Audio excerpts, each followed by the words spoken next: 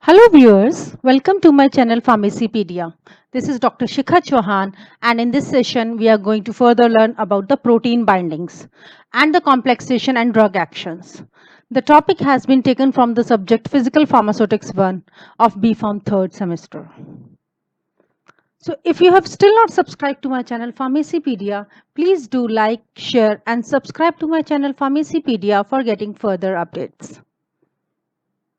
So let us try to understand the different protein bindings, the different sorts of the binding with the various kinds of the proteins like albumin, globulins, etc. So the protein bind complex formed has different altogether properties than individual proteins and individual drug before binding. My dear students, for understanding this, you can see my earlier videos also. So the main primary concern is that protein binding alters the physical as well as the chemical properties of the complex. So sometimes this formation of the complex of the drug with the protein and formation of the complex results in the inactivation of the drugs. So when the complexation leads to the change in the physical as well as the chemical properties. For example, it can change the solubility. It is found that theophylline complexation with the ethylene diamine to form the aminophylline results in better improved solubility, or it can change the stability characteristics. It can change the absorption patterns of the different drugs. It may sometimes decrease the absorption of the drugs.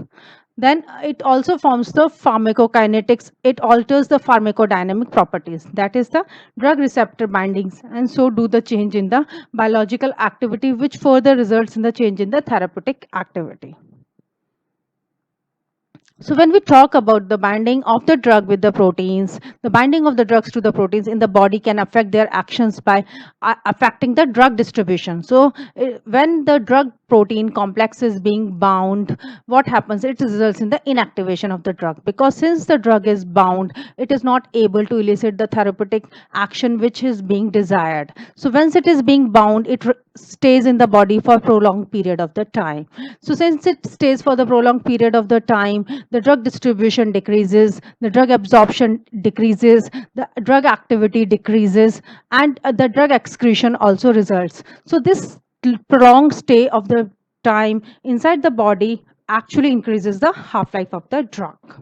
So it all in many cases the protein binding has affected the drug distribution, the activity of the drug, the excretion of the drugs, and enhanced stay period inside the body. So there are various examples of the medications, various drugs which are more than 90% protein bound. For example, chlorpromazine, paclitaxel, diabetic. You can see in this table the different categories of the drug substances belonging to different categories and which have been found to have been more than 90% protein bound. My dear students, there are various kinds of the proteins. You must have studied in the biopharmaceutics also, like albumin, human serum albumin. It is one of the most protein bound drug. This is the major protein in which most of the drugs gets bound. So the protein binding found is maximum protein binding is found with the protein human serum albumin, followed by alpha glucopyroxine, then followed by your globulins. So there are various sorts of the drugs which bind to different body proteins present inside the body. So in this diagram, you can see that the bound drug and unbound drug exist in equilibrium. So the bound drugs gets unbound, the unbound drug can again bound. So this is a reversible sort of the actions. So the when it is unbound drug, it can get connected to the receptors and have the therapeutic effect along with the side effects. So when it is not it is bound, it will not bind with the receptors, and therefore we observe no therapeutic efficacy. At the same time, unbound drug only gets metabolized and then it gets eliminated. Now, the phenomena of this complex formation with the protein is known as the protein binding of the drug. So, the free drug is only having the therapeutic activity once it gets bind with the proteins, different kinds of the proteins like human serum albumin, globulins, lipoproteins. It will enhance its stay period inside the body. Since the the bound drug forms a complex, and this complex inactivates the drug. So, its stay period increases and its half-life increases, which further results in the inactivation of the therapeutic property of the drugs.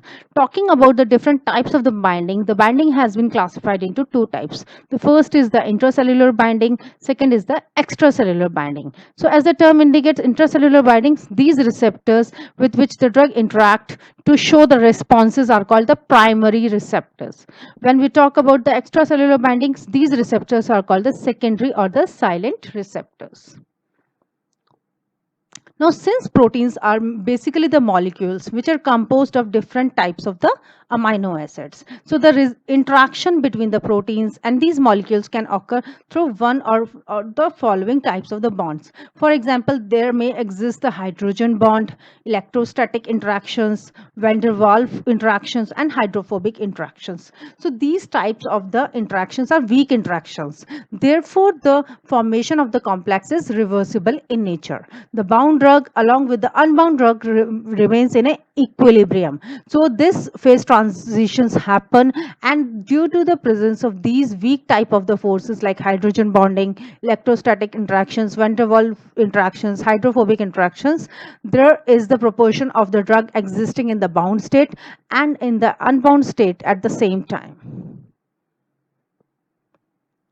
Now try to understand the drugs that bind to and compete for more than one or two sites, designated as 1 and 2 in the albumins. So the two drugs may compete each other when they are being administered simultaneously for boundation with the receptors. So the displacement may occur if the drug is highly protein bound. For example, in the case of warfarin, and the displacer occupies most of the binding sites. So because of this displacements, there are various therapeutic impacts.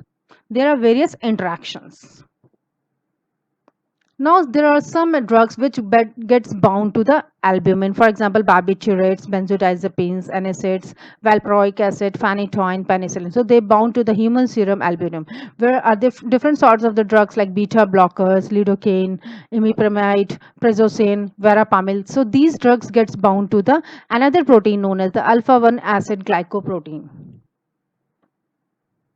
Now, my dear students, one thing too important here to understand is that out of all the proteins, human serum albumin is the most desired protein to get bound for, followed by the alpha-1 acid glycoproteins, followed by the lipoproteins, and followed by the globulins. So these are the only four main components, four main proteins existing inside the body to which most of our drugs get bound.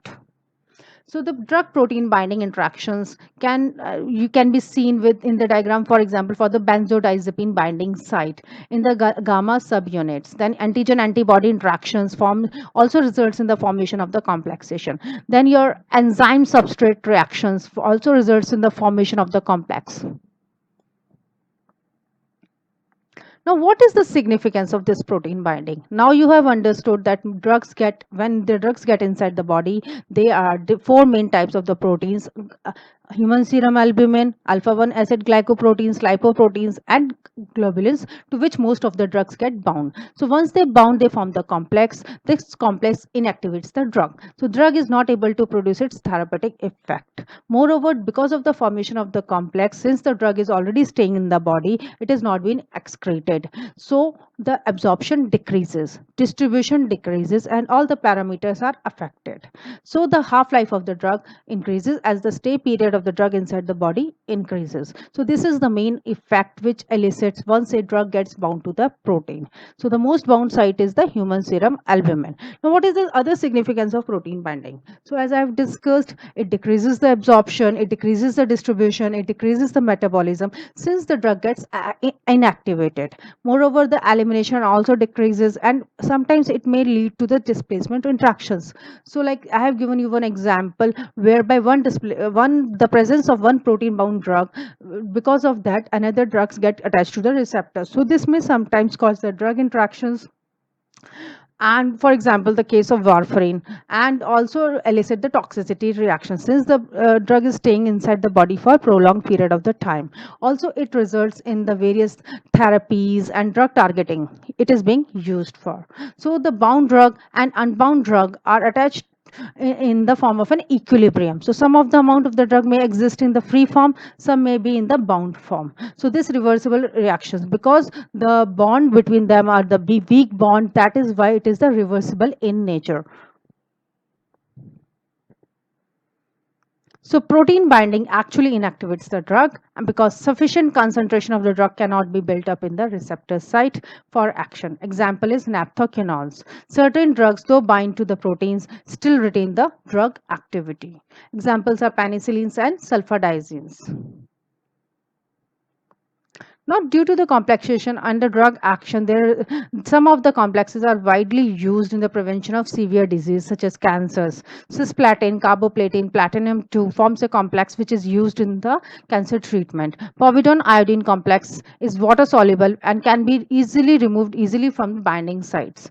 And there are many other examples whereby you can see the complexation is widely used in the treatment of various diseases. One of the major treatment is in the antidote treatment, and also in the removal of the toxic substance from the body. So this complexation is actually helpful. So thank you so much for watching my video. Please do like, share and subscribe to my channel Pharmacypedia for getting further updates. Thank you so much everyone.